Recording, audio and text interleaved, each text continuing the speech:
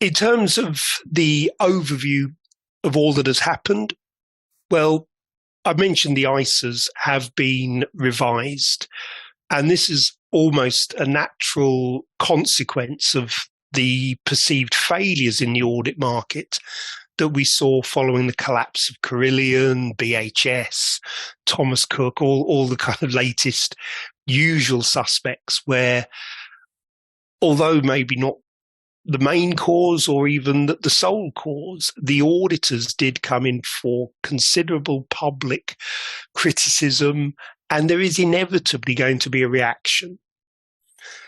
Now, on the one side, one of the reactions was to look again at the ISAs and to see how they need to be changed and revised to make sure that there is as clear instruction as possible in terms of what we should be doing as regards our work.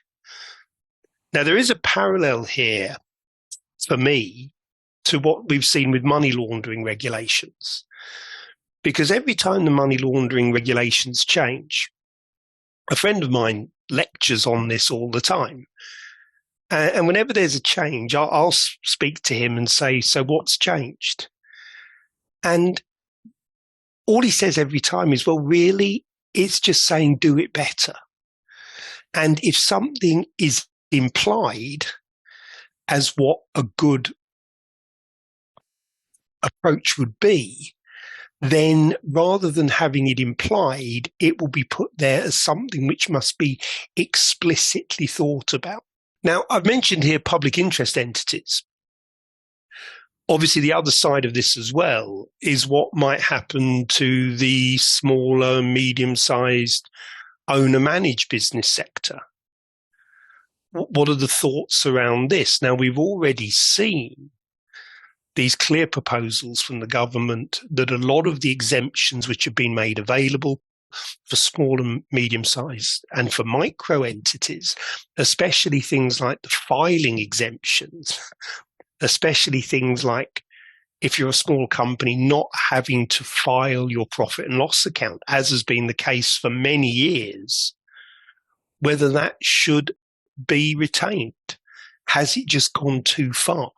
When that proposal first came in, small to be entitled to the main exemptions was initially annual turnover of £90,000.